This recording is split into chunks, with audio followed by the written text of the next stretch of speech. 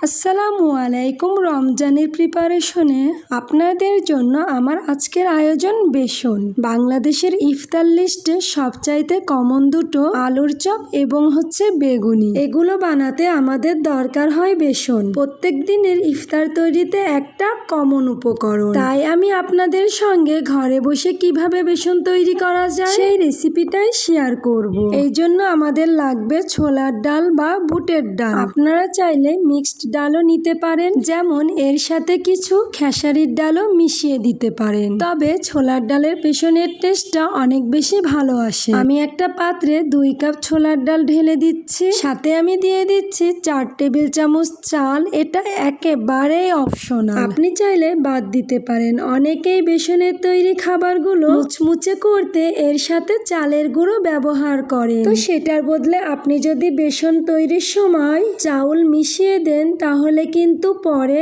আপনি এই বেসন দিয়ে যেটাই বানাবেন সেটা কিন্তু মুচমুচে হবে। তবে চাল কোনোভাবেই বেশি দেওয়া যাবে না। আর 1 কাপ ডালের জন্য আপনি বড়জোর 2 টেবিল চামচ চালই ব্যবহার করতে পারবেন। এর থেকে বেশি না, তাহলে কিন্তু বেসনের টেস্টটাই পাল্টে যাবে। চুলাটাকে আমি আগে থেকে মিডিয়াম লো আঁচে জ্বালিয়ে রেখেছি এবং পাত্রটাকে গরম করে নিয়ে তারপর ছোলার ডালটা দিয়েছি। তারপর একটা চামচ দিয়ে অনবরত নেড়ে নিব। 2 থেকে 3 মিনিট নাড়লেই হয়ে যাবে। এমন না যে এটাকে আপনাকে ভেজে একদম মুচমুচে করতে হবে, জাস্ট এর ভিতরে যে এক্সট্রা ময়েশ্চার সেটাকে একটু সরিয়ে ফেলতে পারলেই হবে। খুব সহজে এটা গুঁড়ো হবে এবং অনেক দিন পর্যন্ত বেসনটা ভালো থাকবে। ভাজা হয়ে গেলে এটাকে আমি একটা বাটিতে ঢেলে নিচ্ছি। যে কোনো একটা ছড়ানো পাত্রে ঢাললেই হবে, কারণ এটা যদি হাঁড়িতে থাকে তাহলে ডালটা বেশি ভাজা হয়ে যাবে আর বেসনের অন্যরকম টেস্ট হয়ে যাবে।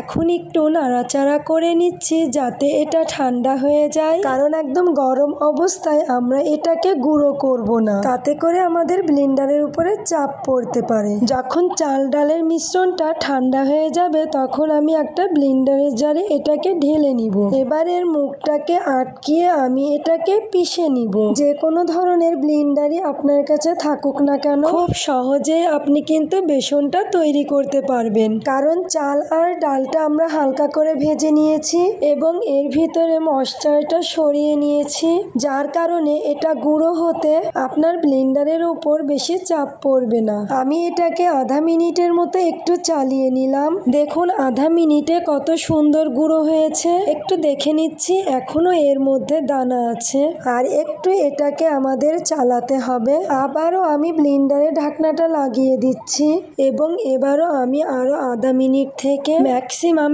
1 মিনিটের মতো এটাকে চালিয়ে নিব।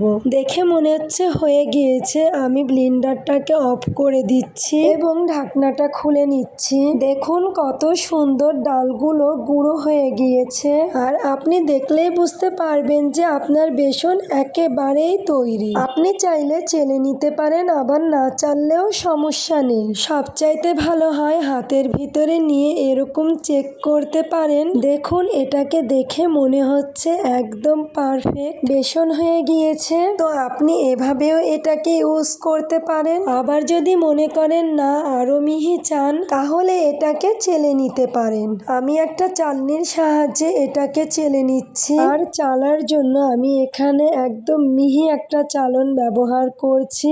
আমার বেসনটা চালা হয়ে গিয়েছে। ব্যাস, আমাদের ঘরোয়া বেসন একদম তৈরি। আর এটা দোকানের কেনা বেসন থেকে কোনো অংশেই কম নয়। আপনারা দেখেছিলেন আমি 2 কাপ ডাল আর তার সাথে 4 টেবিল চামচ চাল নিয়েছিলাম। সেটা দিয়ে আমার কতখানি বেসন হয়েছে, প্রায় ডাবল। 2 কাপ তো হয়েছে আরো বেশি। আমি আপনাদেরকে আজকে 2 কাপ ডালের বেসন তৈরি করে দেখিয়েছি। তবে আপনারা চাইলে রমজানের জন্য আরেকটু বেশি করে ঘরে তৈরি করে রাখতে পারেন। যে কোনো ধরনের ব্লেন্ডারে আপনি এই বেসনটা খুব সহজে তৈরি করতে পারেন। আবার যদি ঘরে মানুষ বেশি থাকে সেক্ষেত্রে আপনারা দোকান থেকে এভাবে ভাঙিয়ে আনতে পারেন। এতে করে আপনার বাজারের ভেজাল বেসন খেতে হবে না। আশা করছি আমার আজকের এই আয়োজন আপনাদের সবার অনেক বেশি কাজে আসবে। কমেন্ট বক্সে আপনাদের মতামত জানাতে ভুলবেন না। ভিডিওটা যদি ভালো লাগে অবশ্যই ফলো দিয়ে পাশে থাকবেন, একটা লাইক আর শেয়ার করে দিবেন। আর যারা ইউটিউব থেকে দেখছেন তারা অবশ্যই সাবস্ক্রাইব করে দিবেন। আল্লাহ হাফেজ।